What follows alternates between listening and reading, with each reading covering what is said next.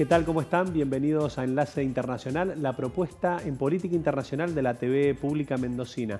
Soy Augusto Grilli Fox y junto a Luz Faur vamos a estar durante esta hora compartiendo distintos temas coyunturales en relación a la política internacional y su vínculo con Mendoza.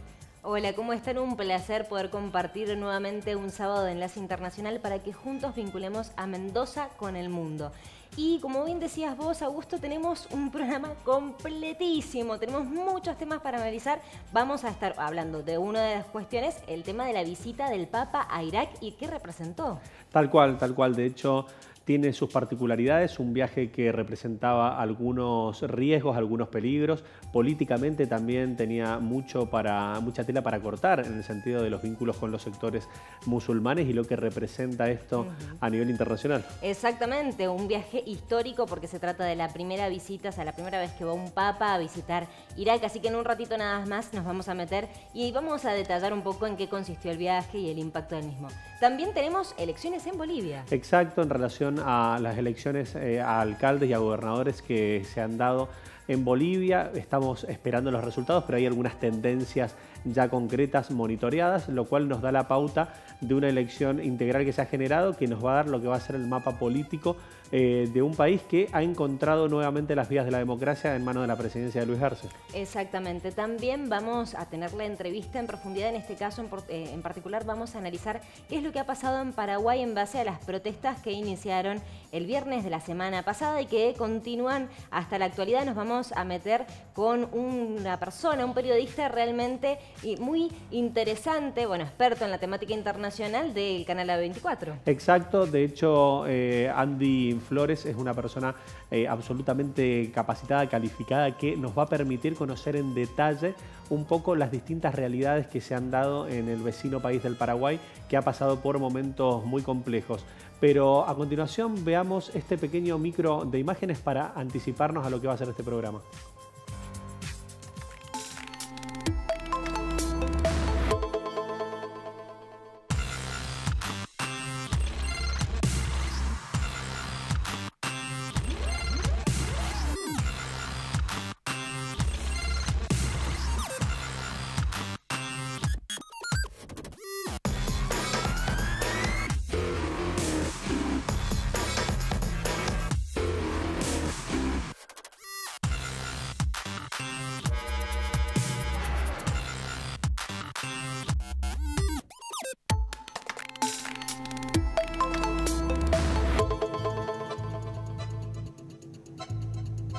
Y ahora nos vamos a ir a Irak, ¿sí? Donde fue la visita del Papa Francisco en este viaje que fue tanto histórico como impactante y peligroso, como vos mencionabas, Augusto, en base no solamente a la pandemia, sino también a todo el contexto que se viene viendo allí en Medio Oriente en base a los distintos ataques. Nosotros lo hemos tratado en otras oportunidades. Tal cual, un viaje que ha representado una gira por 6 ciudades en relación a lo que representa este país, que históricamente ha tenido más de 1,5 millones de fieles y con el tiempo, en relación principalmente a lo que fue la invasión de Irak, generó un retroceso, sobre todo en materia política, económica, social. El impacto que ha recibido en relación a la cantidad de cristianos en Irak ha representado una baja de ese 1,5 millones a la actualidad a alrededor de 200 a 300.000 fieles, y esto sin duda ha llamado la atención de un Vaticano que por primera vez se hace presente con la presencia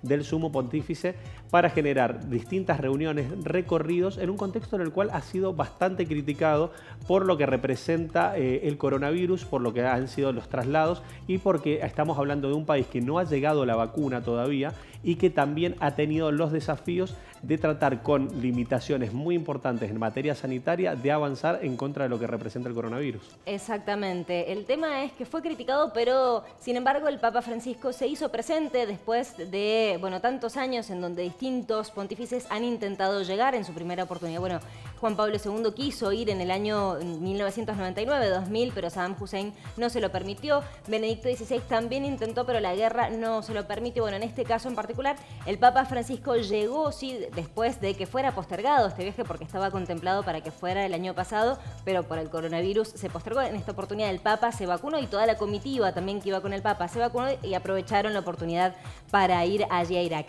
El primer lugar en el cual llegó fue en Bagdad, sí, allí arribó y lo primero que hizo fue juntarse o reunirse con el presidente de Irak y con el primer ministro, quienes catalogaron la visita como, por supuesto, bueno, de suma importancia y que era su honorable huésped el Papa. Y de allí, desde Bagdad, también, bueno, lo que hizo fue hacer un discurso, el primer discurso en Irak ante las autoridades, en donde reivindicó, bueno, también dio agradecimientos al presidente de Irak y lo que hizo también fue decir, exhortar a que se terminen los extremismos, las facciones y la persecución por parte de los distintos grupos terroristas. Exacto, de hecho, si nos metemos un poco de lleno en la cuestión estrictamente política, podemos identificar que lo que principalmente busca el Papa Francisco en este viaje fue terminar de potenciar los acuerdos con los sectores musulmanes.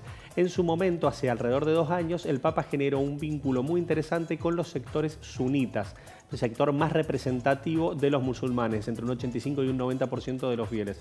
Por otro lado, ahora en Irak representa la visita a los sectores chiitas, que tienen entre un 10 y un 15%, y se reunió también con el ayatolá principal más importante, lo cual le permitió justamente poder potenciar dichos vínculos y dar un gesto de sugestión en relación a acuerdos de paz con sectores como representa justamente lo que son los musulmanes en forma integral y de esta forma también potenciar acciones concretas que tuvo en su momento, como lo fueron los acuerdos en Colombia en cuanto a la búsqueda de la paz, el acuerdo entre Barack Obama y lo que fue el gobierno de Cuba. Entonces ahí es donde empezamos a ver una figura del sumo pontífice mucho más política que espiritual, como lo fue en cuanto a otras gestiones como la de Juan Pablo II, la de Ratzinger, y donde vemos un rol efectivo con una perspectiva social pero sin tapujos, o sea, como un poco más distendida y abocado a esa cosa social, ¿no? Sí,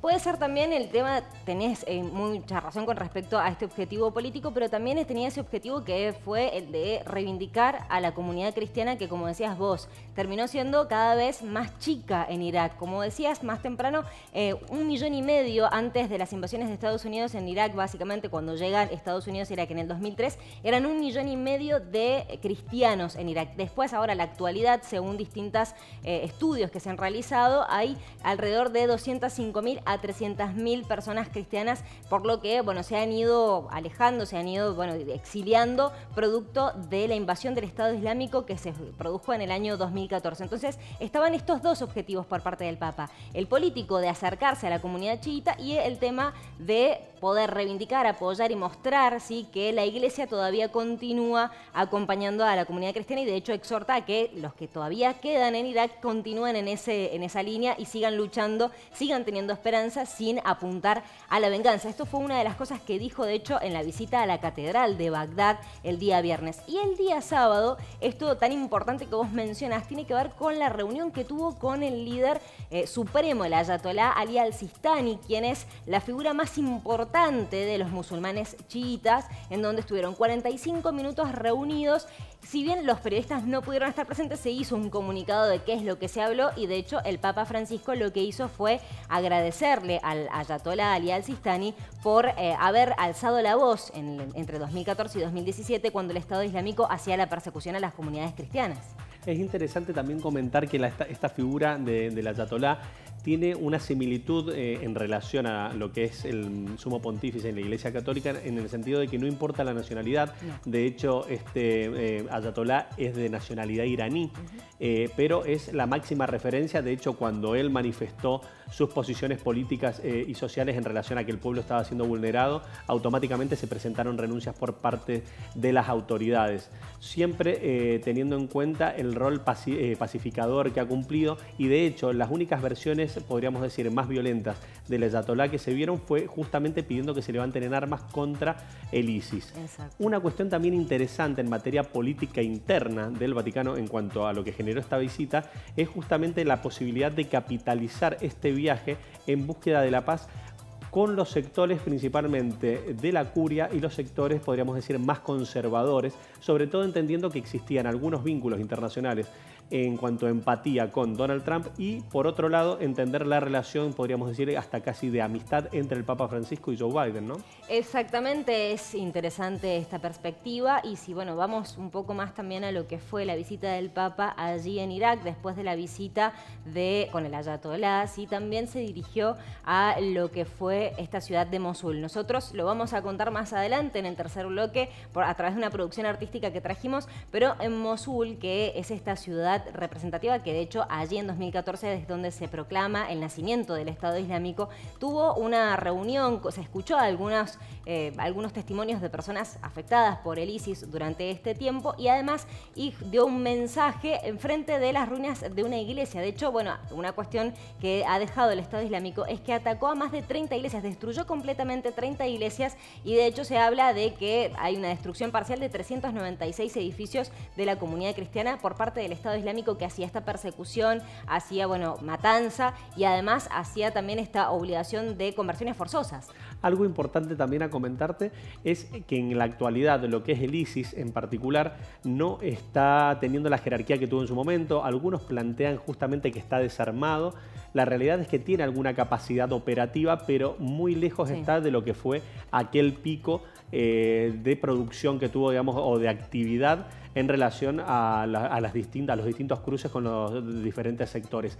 Algo también interesante que muchos sectores están analizando hoy por hoy es interpretar de dónde salieron las financiaciones para que haya adquirido tal capacidad en su momento el ISIS, ¿no? Exactamente. De hecho, el Papa Francisco lo dijo en uno de los discursos que dio allí en Irak. Dijo: ¿por qué el financiamiento a las armas si en vez de empezar a dejar de lado el financiamiento a las armas y empezar a potenciar todo ese dinero que hay detrás, ¿sí?, para dar alimento a todo el mundo? O sea, como que en cierta forma esta corrupción que se podría decir que podría tener alguna vinculación política, ¿no? Totalmente. De hecho, algunos analistas vinculan a algunos sectores empresarios saudíes en relación a lo que es la financiación activa y efectiva, además de los métodos de extorsión, de tortura que han aplicado justamente para recaudar fondos, además de los sistemas aduaneros internos. Exacto. En las zonas donde el ISIS estaba establecido, justamente lo que buscaban era aplicar determinados costos para poder atravesar distintas zonas de las ciudades donde ellos estaban presentes. Exactamente. También, continuando un poco con el viaje del Papa, después de Mosul se dirigió a Ur de los Caldeos. Esta ciudad, en realidad fue antes de Mosul, fue a Ur de los Caldeos. Allí tuvo un encuentro entre otras religiones, como bien decías vos, esta intención política de acercarse a otras religiones y que haya un vínculo de fraternidad humana, de diálogo entre otras religiones para fomentar lo que es la paz. Bueno, allí estuvo presente en Ur de los Caldeos, esta ciudad que de hecho es considerada el lugar en donde nació Abraham, el padre de las religiones monoteístas. Exacto, gestos por todos lados hemos identificado, la intención de recorrer el país en el sentido de lo que te comentábamos, de haber estado en 6 ciudades distintas. De hecho, algo atípico que se dio fue justamente que Francisco recorriese Irak en un coche blindado, algo que no acostumbraba, pero fue sugerido por distintos asesores en materia de seguridad, por lo cual accedió el sumo pontífice a esto. Así que la verdad es que en líneas generales podemos evaluar un viaje que ha tenido muchos resultados.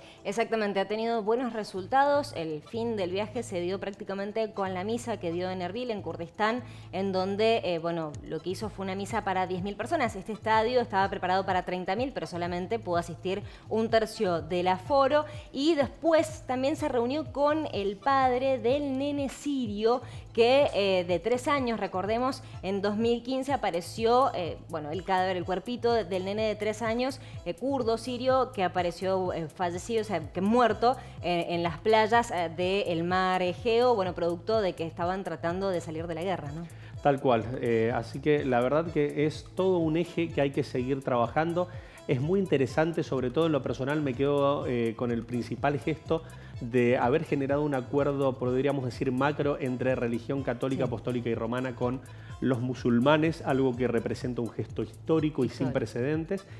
Tomar también el gesto a los sectores católicos que se ha acompañado en Irak, que hoy por hoy representan menos del 1% de la población, y entender también esta construcción con perspectiva social, la cual creo que brinda nuevas herramientas y vínculos para los distintos actores, ¿no? Exactamente, muy interesante la visita el viaje del Papa a Irak, lo que representó y todos los aspectos, esto político, religioso, la primera vez que se produce un lazo completo entre lo que es la religión del Papa y el musulmán chiita y sunita anteriormente, hacía 2 años atrás. Realmente muy interesante, pero nosotros tenemos que cambiar de tema y nos vamos a ir a Bolivia para hablar de las elecciones que se produjeron el fin de semana pasado.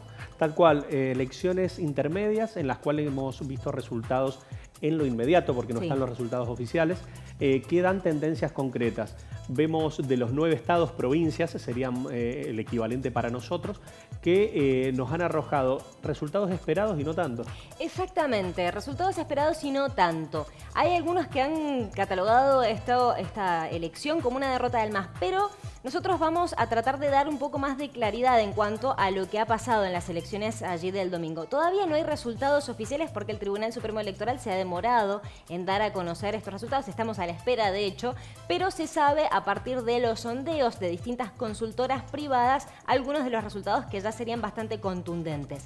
Hay que decir que sí, el MAS sí perdió en algunas de las ciudades más importantes en cuanto a lo que es la alcaldía, como por ejemplo en las ciudades de La Paz, del Alto, ¿sí? Son 2 ciudades que significan mucho para el MAS porque eran 2 bastiones justamente políticos, pero bueno, ahora La Paz quedó en manos del candidato de Yanine Áñez y el Alto surge una gran sorpresa que es Eva Copa, de hecho una ex senadora de este partido. Pero en un ratito analizamos quién es Eva Copa. Pero los resultados también dan que el MAS perdió en Cochabamba y en Santa Cruz. En la alcaldía. Sí, algo que es esperable, sobre todo en Santa Cruz, dado que es el bastión opositor al movimiento, al socialismo. Pero también me quedo con esta perspectiva en el sentido de que no interpreto que haya existido en lo inmediato una derrota del movimiento al socialismo, entendiendo que a La Paz como provincia la gana el movimiento al socialismo. Exacto, bueno, eso es una de las cuestiones importantes a tener en cuenta. Además, porque lo pierde en la ciudad, pero no en la gobernación. En la gobernación lo siguen conservando, además de conservar Cochabamba, Oruro, que es la tierra de Evo Morales, y proyectar también algunos balotajes que van a plantear justamente una redefinición, sobre todo también interpretando que los bastiones como, digamos, de la oposición al MAS, como lo es Beni, como lo es Pando, como lo es Santa Cruz, tampoco han sufrido variaciones. Exactamente, bueno, para dar por ahí un poco más de precisión en los datos, por ejemplo, esto que decía, en Cochabamba siguen siendo los grandes ganadores el MAS, porque el candidato del MAS, de hecho, obtuvo el 51% según las estimaciones de Focaliza. En Potosí también tendría la victoria asegurada porque tendría el 41%. Algo importante a tener en cuenta en las elecciones de gobernadores de Bolivia es que los gobernadores se eligen por mayoría en el sentido de que tienen que obtener el 50% de los votos o más, o el 40% de los votos con una diferencia del 10% con el segundo candidato. En este caso en particular es lo que ocurrió en Potosí, también en Oruro y en La Paz está esto de que probablemente el candidato del MAS gane en este departamento, pero todavía no está definido porque hasta ahora tendría un 39,3%. Necesitaría el 40%, pero si va a la segunda vuelta tiene grandes posibilidades de ganar. Además también tener en cuenta que a la hora de interpretar un sondeo de una consultora que dé el 39,3 puede ser algo muy relativo. Puede estar por encima del 40, puede estar por debajo del 39. Puede haber un índice de error. De hecho, hay que ver también las tendencias. Algunos analistas, no consultoras, hablaban de que ganaría en primera vuelta. Así que es muy interesante ver justamente este proceso, que por lo que entendemos, de los 9 estados principalmente, 4 o 5 serían conservados por el movimiento al socialismo. Por otro lado, entendemos también que en Santa Cruz ha sido conservada y es la referencia de Fernando Camacho. Podríamos decir opositor que hasta tiene un lineamiento político con Jair Bolsonaro en relación a su posicionamiento de extrema derecha. Y por otro lado también el resurgimiento de un espacio, podríamos decir, de centro, que es un lugar vinculado a lo que es el tercer sistema. Exacto, el movimiento tercer sistema podría llegar a ganar en 2 departamentos. Y también un dato importante a tener en cuenta antes de cerrar es que en Beni, el departamento de la expresidenta interina, o también puede ser catalogada como la presidenta de facto, Yanine Áñez, perdió de hecho Yanine Áñez en este departamento, ¿sí? Entonces quedó en tercer lugar. Quedó el partido del Movimiento Tercer Sistema como el posible ganador, el segundo candidato con más votos, el del MAS, y en tercer lugar, Yanine Áñez. En un contexto en el cual, sin duda, se va a avanzar en lo inmediato con un potencial juicio por principalmente las víctimas que han representado esta intervención política en su momento no democrática de Jeanine Áñez. Exactamente, muy interesante. Por supuesto, nosotros vamos a seguir viendo a ver qué es lo que ocurre en cuanto a los resultados oficiales, pero ya estaría todo bien marcado el panorama para poder ver que el 11 de abril se produzca la segunda vuelta en estos departamentos que todavía no se definen. Exacto, así que, pero no te vayas, quédate ahí, que en el siguiente bloque vamos a estar en una entrevista en profundidad con Andy Flores, como te comentábamos, periodista especializado en política internacional, para poder analizar qué es lo que ha pasado, qué representan justamente las distintas manifestaciones que se han dado en el Paraguay la semana pasada, qué tiene que ver el coronavirus, cómo está la cosa en materia política, social, económica y sanitaria. Exactamente. Y antes de irnos al corte comercial, también les prometemos que para la semana que viene vamos a estar tratando el tema de Lula da Silva, ¿sí? De que un juez de la Corte Suprema decidió anular las condenas en contra de Lula da Silva y la recuperación de los derechos políticos, pero el sábado que viene te lo prometemos.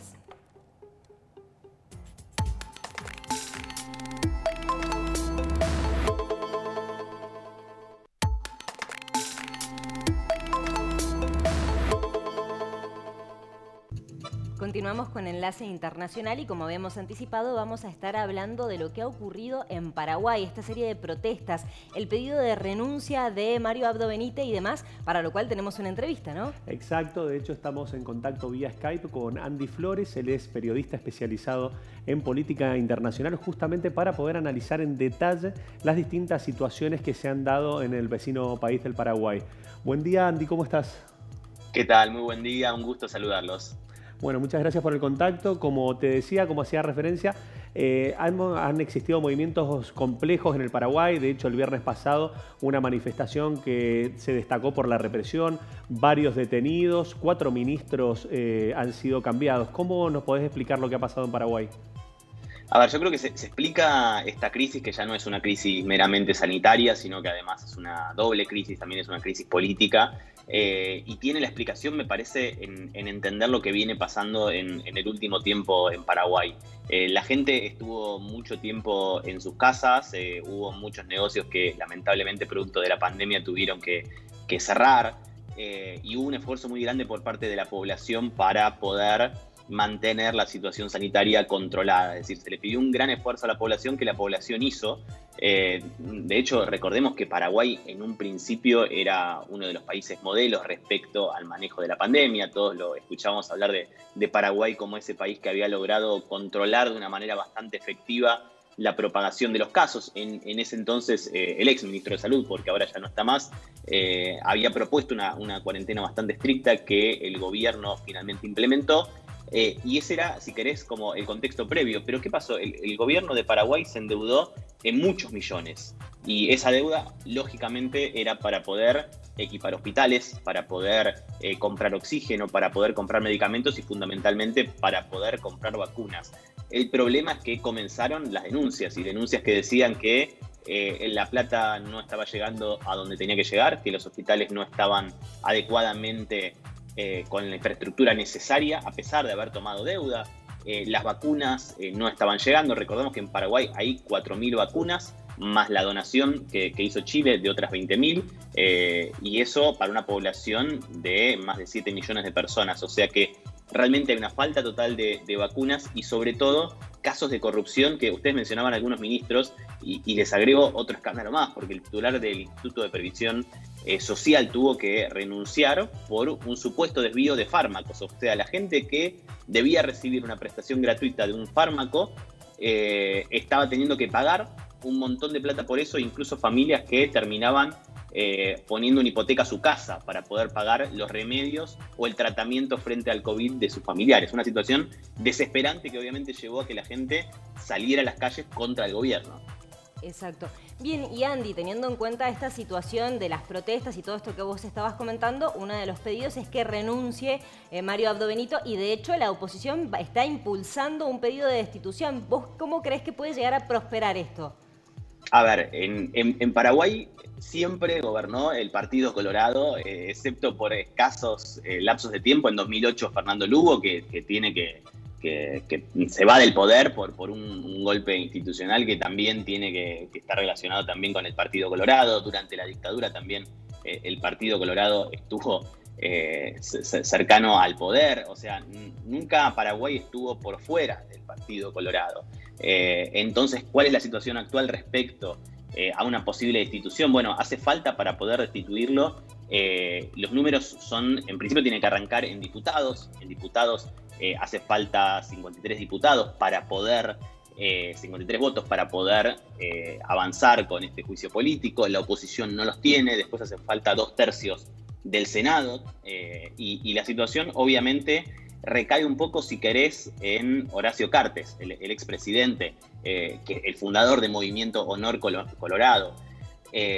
Pero por sí solo la oposición no tiene ese poder hoy para avanzar con la destitución. En todo caso, si sucede, digo, haciendo una hipótesis ahí, si llegara a suceder, sería algo incluso desde el propio partido, si querés, porque la opción de, entre comillas, renovación, tampoco vendría de muy lejos, sino también ligada al propio Partido Colorado. Eso es una realidad, y por otro lado también se notó en las calles que había una clara presencia popular, o sea, no estaba las movilizaciones necesariamente copadas por sectores políticos, sino que realmente la gente había salido autoconvocada a la calle después de pasar por estas situaciones tan traumáticas respecto a la salud de sus familiares, de sus amigos, y de ver un Paraguay que hoy está en alerta roja.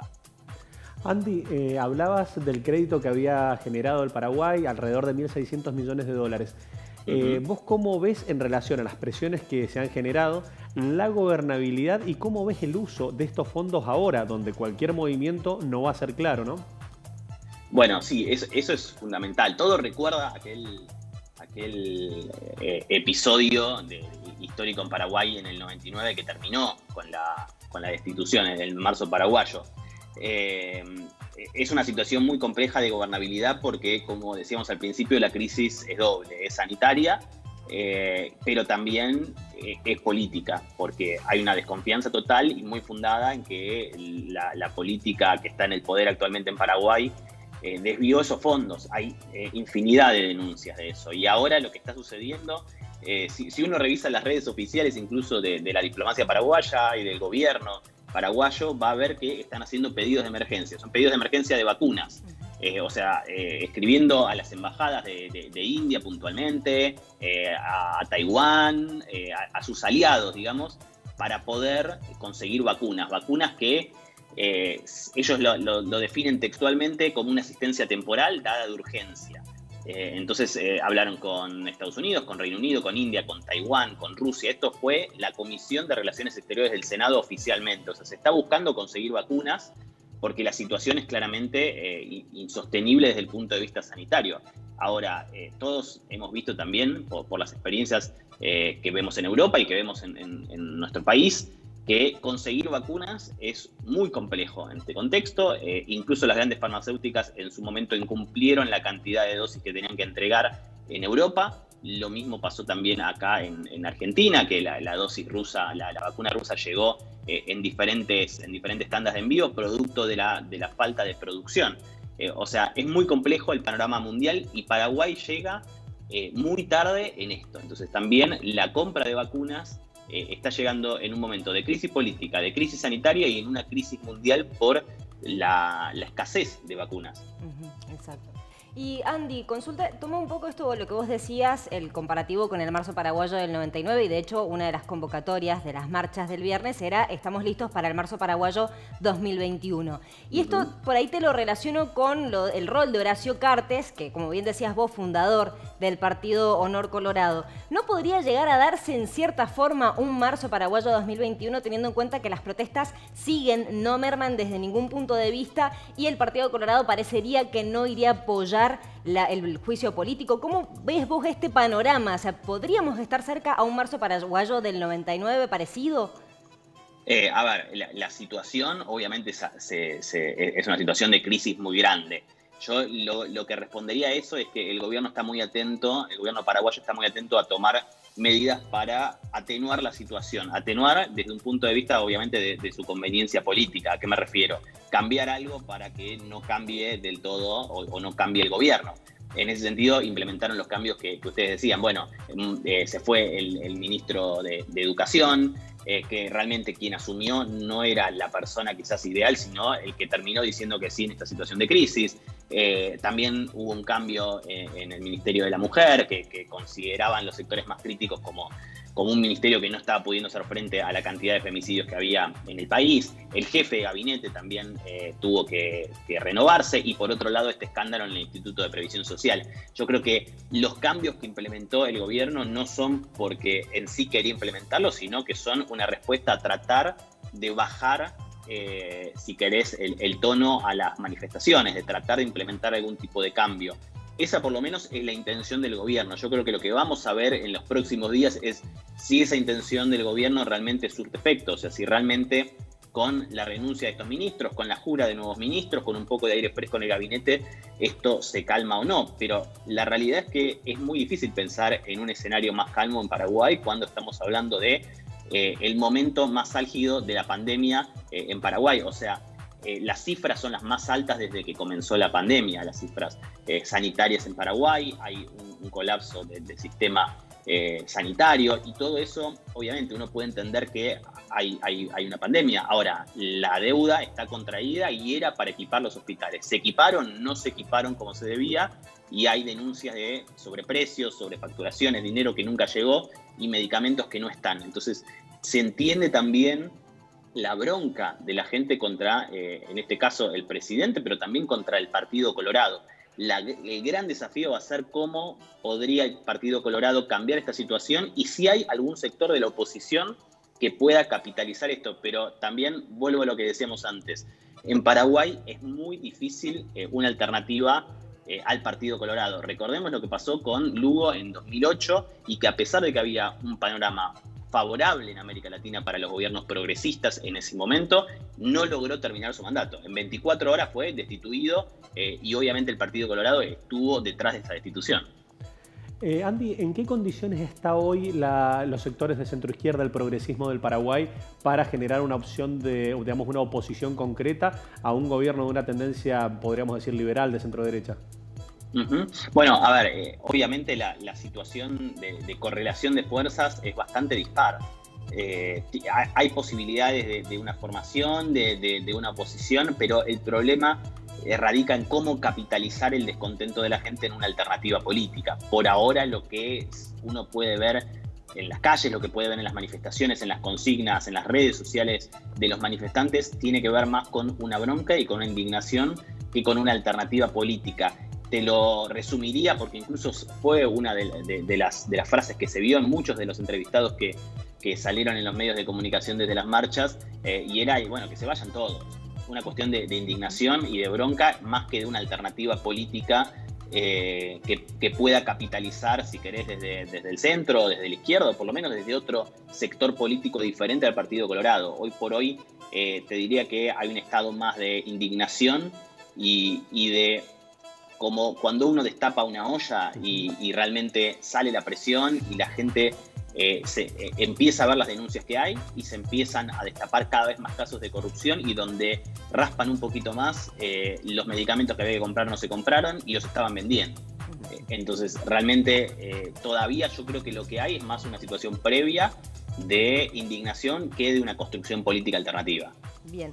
Tomando lo que decís con respecto a las marchas, sabemos que fueron principalmente autoconvocadas. De hecho, se habla de que no había prácticamente partidos políticos, y hasta inclusive vimos algo inédito, por lo menos en lo que es la corta historia, de que hasta en un momento la policía tuvo que sacar pañuelos blancos para pedir ayuda, digamos, para renunciar en cuanto a las protestas porque los desbordaban.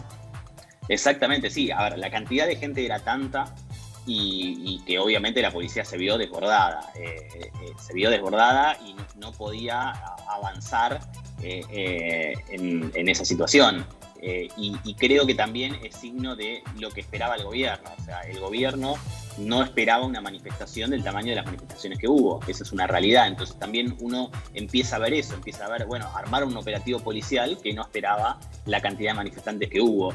Yo creo que también lo que nos deja un poco esa marcha y esa imagen de la policía retrocediendo y los pañuelos blancos, etcétera, tiene que ver, puede leerse de muchas maneras, pero creo que también muestra la previsión del gobierno. Bueno, ¿la gente va a salir a la calle? Sí, pero quizás no tanta. Bueno, se terminó, me parece, llevando una sorpresa porque los días de manifestaciones siguen y la gente sigue en las calles y está en las redes sociales pidiendo la renuncia o el juicio político al presidente, que insisto, después hay que ver si eso puede suceder en el Senado y en diputados.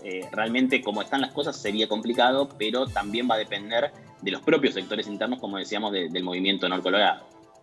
Andy, metiéndome un poquito en lo que te referías de las vacunas. El embajador argentino en China, Sabino Bacanarbaja, hizo referencia a que podía llegar a haber una especie de... que China podía cumplir el rol de proveedor global. Te lo pregunto partiendo de Paraguay para ver para vos cómo puede repercutir sobre la región. Problemas muy concretos tuvo Perú, tuvo Ecuador, tuvo Paraguay. ¿Cómo crees vos que esto puede llegar a funcionar? O sea, China como proveedor global de la vacuna.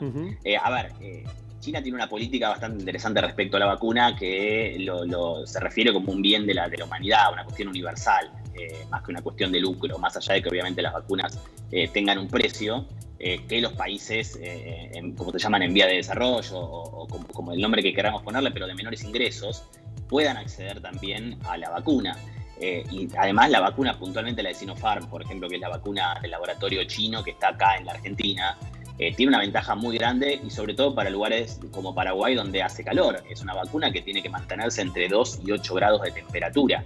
No necesita ultrafrío. Eso permite muchísimas cosas. Permite una cuestión logística mucho más práctica, permite que se pueda aplicar en la farmacia si lo decide el gobierno. Tiene una cuestión a fines prácticos muy interesante. Y por otro lado, creo que también hegemónicamente se puede leer esta pandemia en una multipolaridad, porque estamos viendo laboratorios, sí, bien, europeos, laboratorios estadounidenses, por supuesto, pero también estamos viendo la vacuna rusa, que era muy cuestionada en un principio y después realmente la gente que la cuestionaba tuvo que dar un paso atrás porque la efectividad fue muy alta y comprobada. Con la vacuna china pasa algo similar, o sea, tenés a Rusia y a China como otros dos actores mundiales, no solamente económicos, sino también científicos, que están interviniendo en el mundo con la vacuna. Entonces yo creo que también ahí, obviamente uno no puede hacer futurismo de qué es lo que vendrá después de la pandemia, pero en principio hay una multilateralidad en la cuestión de la vacunación. No viene solamente de los países, si querés, tradicionalmente centrales como Estados Unidos o países europeos. Eso por un lado. Y por otro lado también hay una cuestión real que tiene que ver con la cantidad de dosis y el acaparamiento de las dosis por parte de las potencias centrales, que son las que tienen hoy la mayor cantidad de las dosis y la que están pudiendo vacunar a la población. Si hoy uno mira un mapa de la población vacunada a nivel mundial, va a ver que las zonas en verde, por lo menos las que están aplicando vacunas y las que aplicaron muchas más vacunas que el resto, son los países con mayores ingresos. Si uno mira África, se ve lamentablemente el mapa en gris. Y eso tiene que ver, obviamente, con la capacidad de pago y de acceso a las vacunas. Bien. Andy, te hago la última consulta de mi parte. ¿Qué es lo que podemos llegar a esperar que ocurra en Paraguay sin hacer futurología? Pero ¿qué es lo que podemos llegar a esperar que pase en Paraguay? ¿Va a haber nuevos cambios? ¿Qué pensás vos que puede venirse? Yo creo que las manifestaciones van a seguir, porque obviamente la cuestión de base no está solucionada, no está resuelta, está lejos de resolverse. Hay que ver qué impacto tiene la modificación del gabinete, si realmente se toma como un poco de poner paños fríos a la situación o no. Eso creo que va a ser el primer factor decisivo. Ahora, yo creo que el gobierno de Paraguay también está midiendo eso, está midiendo cuál es el efecto que van a tener estas medidas. Y yo creo que es una situación realmente muy delicada, porque se juntan dos crisis y está el país en alerta. Por lo tanto, es muy complejo, la cuestión sanitaria es muy compleja, pero la cuestión política también tiene desafíos muy grandes, porque ¿cómo va a ser ahora el gobierno paraguayo para recuperar la confianza y sobre todo para equipar hospitales que no equipó en su debido momento, habiendo pedido préstamos para hacer eso? Realmente es muy difícil que la gente vuelva a recuperar la confianza y sobre todo me parece que es muy difícil que estas medidas de cambio de gabinete tengan un efecto realmente profundo. O sea, el reclamo de la gente no era puntualmente el cambio de algunos de estos ministros, sino más bien una cuestión mucho más de fondo. Bueno, Yo creo que ahí está la clave.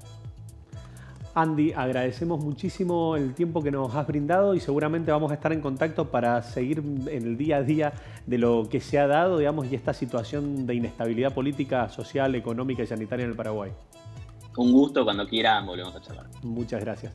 Con nosotros Andy Flores, periodista especializado en política internacional, él es periodista de A24, justamente dándonos una perspectiva integral, en profundidad, sobre las distintas situaciones que se han vivido en el Paraguay, sobre todo con el foco que se generó el pasado viernes de la semana pasada en relación a las distintas manifestaciones, ¿no? Exactamente, en donde en estas protestas que empezaron, como decías vos, el viernes de la semana pasada, hubo una persona fallecida, 26, más o menos el cálculo de personas heridas, 26, y todavía continúan estas protestas. Esto es importante lo que señalaba Andy en cuanto a que probablemente continúen porque la cuestión de fondo no está resuelta, es una crisis política y sanitaria.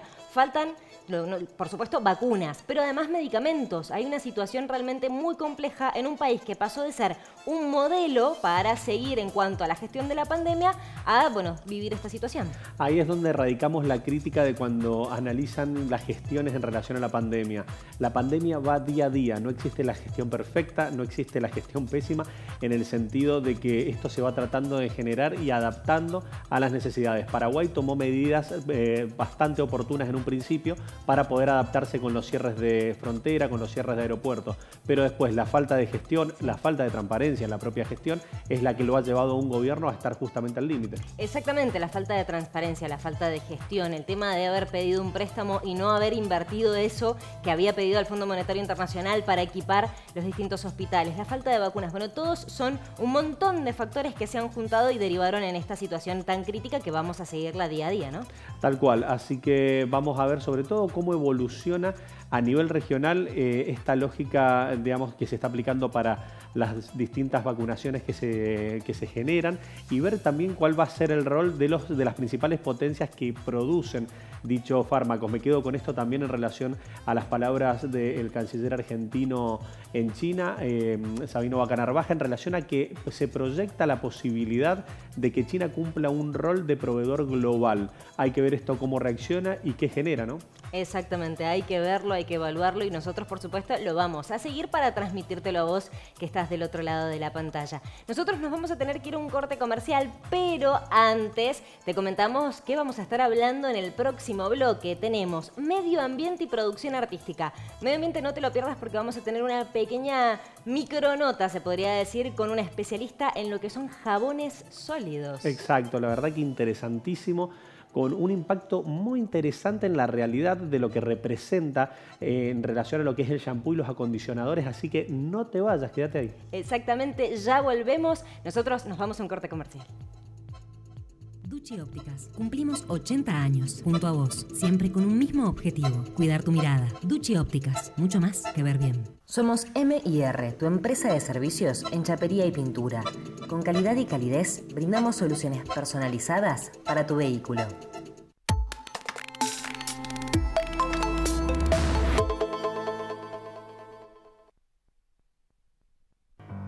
Continuamos con Enlace Internacional y nos vamos a ir al segmento más distendido de este programa en donde vamos a hablar de medio ambiente, ¿no, Augusto? Exacto, y de hecho en esta ocasión se nos generó la inquietud de tratar de profundizar un poco sobre lo que son los jabones sólidos en relación a lo que es el shampoo y los acondicionadores. Para esto nos pusimos en contacto con Laura Manzano, justamente para poder interpretar de qué se trata, qué es lo que es. Laura es una persona que está absolutamente abocada a la producción de estos tipos de materiales. Buen día, Laura, ¿cómo estás? Buenos días, ¿qué tal? Un gusto. Muy bien, muchas gracias por el contacto. Y te queríamos preguntar básicamente qué es lo que son estos shampoos, estos acondicionadores sólidos. Bueno, son una alternativa súper interesante, novedosa, digamos, para lo que sería Argentina.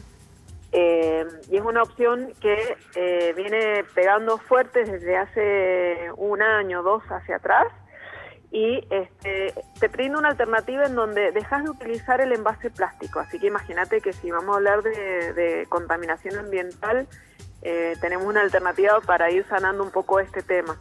Así que son unas pastillas elaboradas con productos naturales que no tienen conservantes nocivos para la salud y tienen la ventaja además de que te dejan el cabello divino, rinden muchísimo más de lo que rinde un shampoo líquido y bueno, lo puede usar toda la familia sin ningún problema. Son ideales para viajar, para llevar, imagínate, una jabonera y como te decía, no hay forma de contaminar con eso porque son biodegradables también. Bien, Laura, justamente ahí va mi pregunta. ¿Cuál es el impacto en el medio ambiente y cómo debemos potenciarlo a este producto?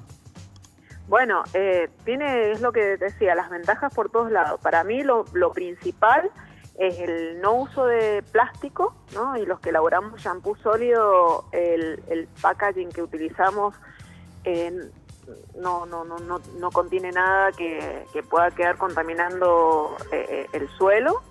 Y bueno, estos componentes que tiene, si en general son tensioactivos vegetales derivados del coco, y aceites y grasas que generalmente usamos en la cocina, como aceite de oliva o por ahí una manteca de cacao, karité o lo que el elaborador le quiera colocar, son productos que al pasar por el agua se degradan fácilmente, entonces no generan ningún tipo de contaminación y además también, como muy importante, no produce ningún tipo de contaminación en nuestra piel.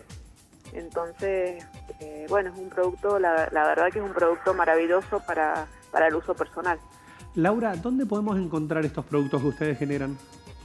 Nuestros productos nos pueden encontrar visitándonos en Instagram y bueno, ahí van a tener toda la información. Nosotros somos productores de la Valle y la particularidad nuestra es que cultivamos las plantas de las que sacamos los principios activos para hacer las cosméticas de manera biodinámica, sin ningún tipo de químico en su producción. Así que si nos visitan por nuestras redes sociales, ahí encontrarán toda la información de cómo llegar a nosotros. ¿Cómo los buscamos en las redes sociales? Como Finca Biodinámica Cosmos o Finca Cosmos, y próximamente va a salir nuestra página web también con el mismo nombre, fincacosmos.com.ar. Y bueno, perfecto. Estamos muy cerca de la ciudad de Mendoza para quienes nos quieran venir a visitar a la finca y ver lo que hacemos personalmente. Bueno, bárbaro. Bueno, la verdad que una propuesta interesantísima, aparte de como lo planteás, como comentás, teniéndola tan cerquita y por ahí un aporte real y concreto al medio ambiente, una forma distinta, diferente, con una calidad, podríamos decir, igual o superior a los productos convencionales, pero con la enorme diferencia de que no genera un impacto en el medio ambiente como lo ha generado en los últimos, podríamos decir, 40, 50 años de este tipo de productos. Claro, totalmente. Qué bueno, qué interesante, y también está bueno empezar a romper algunos mitos o algunas falsas creencias de que no deja buen efecto en el pelo, que no es lo mismo. Bueno, perdón, pero ahí hay que informarse bien porque hay dos tipos de formulaciones, ¿no? Entonces hay una formulación que es un jabón para el cabello y ese sí cuesta un poco que el cabello se adapte y a muchos nunca se le termina de adaptar y no queda bien. Y después están los shampoos sólidos que están elaborados con estos tensioactivos, que te digo yo, derivados del coco. Los jabones sólidos para el cabello se hacen con un proceso de saponificación y es una pastilla similar a lo que sería antiguamente el jabón blanco. ¿Se acuerdan que antes en el campo mis abuelas nos lavaban la cabeza con el jabón blanco, ¿no? Sí, tal. Entonces, esos son los que cuesta un poquito que requieren un proceso de adaptación y particularmente yo que los elaboro también, hay gente que los consume y les queda muy bien el pelo, a mí no me queda bien, por ejemplo. Entonces siempre que el que se quiera animar a probar, tiene que probar con un shampoo sólido, ¿no? Bien. Para que se asegure que le quede bien, porque si no es una frustración, es decir, no, vuelvo al líquido. Bien, clarísimo. Laura, te agradecemos muchísimo el contacto, bueno, y invitamos a toda la audiencia a arrimarse, a consultar y también por ahí a probar estas instancias que la verdad son absolutamente interesantes.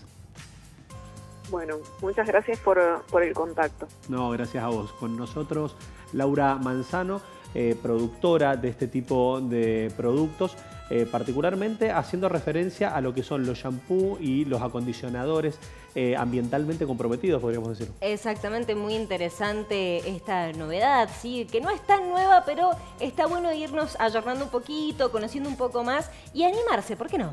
Totalmente, totalmente. Así que vos tenés la propuesta, ahora si querés probarlo, ya sabés a dónde lo podés hacer y acá en Mendoza. Pero a continuación te queremos hacer la propuesta a nivel cine, a nivel arte, podríamos decir, para poder interpretar un proceso histórico que se ha dado. ¿Y qué trajimos para esta ocasión? Sí, vamos a vincular lo que estuvimos hablando en el primer bloque de la visita del Papa a Irak. Sí, una de las visitas fue a la ciudad de Mosul y tomamos este título, tomamos esta ciudad porque encontramos una película muy interesante que habla justamente del proceso que vivió Mosul entre 2014 y 2017 cuando el Estado Islámico invade la ciudad. Puntualmente, la película trata más sobre el final, en el 2017, cuando ya hay una retirada del Estado Islámico, pero no les vamos a anticipar nada. Veamos el tráiler y ya nos metemos a charlar un poquito más.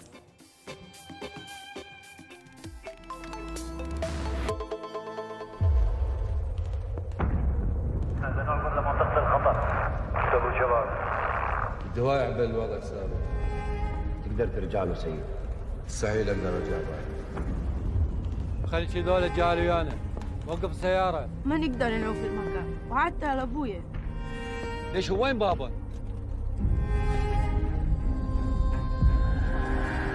دواعي شافونا.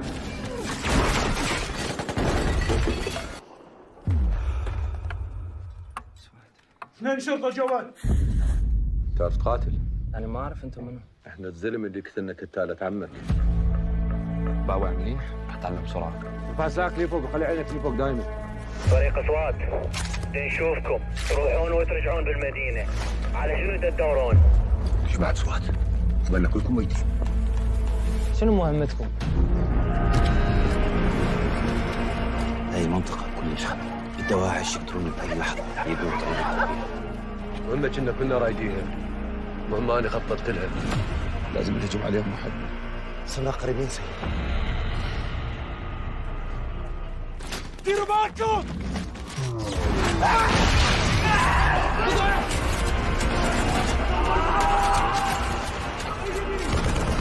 العراق بلا صدام وضرب إرهابيين محتاجين في فرقة.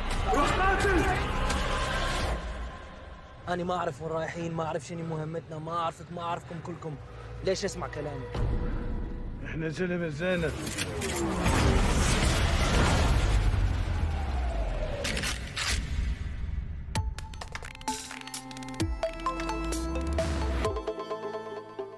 Como podés ver, una propuesta dura, una propuesta muy real.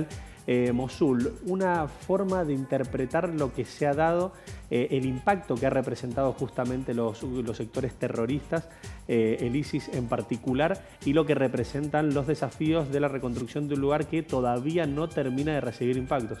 Exactamente, la película es como muy interesante, es una película bélica, es de un director estadounidense, pero tiene la particularidad de no parecer una película de Hollywood, sino que bueno, este director guionista, que también fue el mismo guionista de Guerra Mundial Z, lo que hace es tomar porque está basado en una historia real, está basado en un artículo periodístico del New Yorker que, bueno, relata justamente las travesías que realizaban, o sea, toda la lucha por parte de un comando especial que es SWAT Nínive, que son un grupo de militares de, bueno, esta ciudad justamente de Mosul, Nínive, la ciudad más por ahí afectada de las zonas y de Mosul, y lo que hacen es relatar cómo logran luchar contra el ISIS, ¿sí? Daesh por las siglas en árabe, de lo que fue el Estado Islámico y cómo arrasó con esta ciudad. Bueno, de hecho la película es una evidencia claramente de cómo quedó en ruinas por justamente cómo tomó el Estado Islámico esta ciudad. Bueno, para irnos un poco más atrás, en el año 2014 fue justamente ahí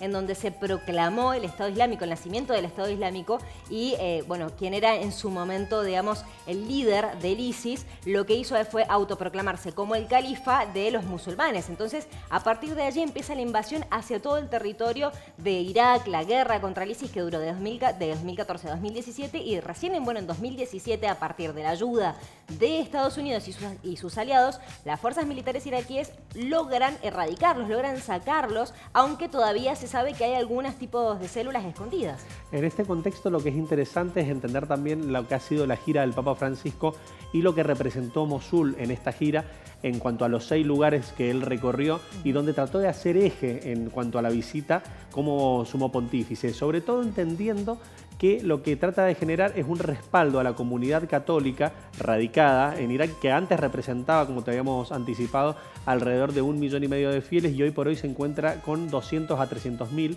justamente por lo que fue la persecución política, religiosa que se generó a estos sectores. Y entender también que se cobraban impuestos, que habían persecuciones, asesinatos. Entonces nos parecía interesante por ahí tratar de mostrarte un poco el proceso por dónde pasó y por cuál fue la decisión del sumo pontífice de visitar Irak, ¿no? Exactamente, una de las ciudades más afectadas, como decíamos, de Irak por parte del Estado Islámico. También hay una teoría que plantea de por qué el Estado Islámico tuvo tanto ensañamiento con esta ciudad en particular, porque ahí estaba Nínive. Nínive es, según el Corán, el lugar en donde está la tumba del profeta Jonás, ¿sí? Entonces por eso dicen que el Estado Islámico tuvo tanto ensañamiento con esa ciudad y esta justamente es el lugar en donde se desarrolla la película. Así que una propuesta interesante y algo para agregar también de la producción artística es que realmente te mantiene atrapado. Vos hasta último momento no vas a saber cuál es la misión.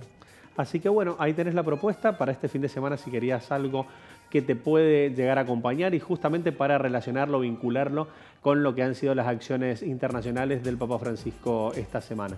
Exactamente, muy interesante. Nosotros nos tenemos que ir, pero sin dejar de decir que, bueno, la semana que viene vamos a estar analizando la situación que se ha dado en Brasil en cuanto a la anulación de las condenas a Lula da Silva. Exacto, todo un tema en relación a las repercusiones que ha generado tanto en el vecino país como a nivel regional y a nivel internacional. Lula ha recuperado sus derechos políticos, hay que ver qué representa esto, cuál es el margen que existe y cuáles son las medidas que pueden llegar a avanzar o no sobre el tema. Exactamente, el sábado que viene entonces no te lo pierdas porque nos vamos a meter de lleno con este tema. Nos tenemos que ir, pero antes agradezco a Kika Moda por estar todos los sábados con nosotros. Ustedes también pueden ir, tienen ropa para todo estilo de mujer en Martínez de Rosa 723, casi esquina Aristides Villanueva. Nos reencontramos el sábado que viene. Hasta la semana que viene. Chau, chau.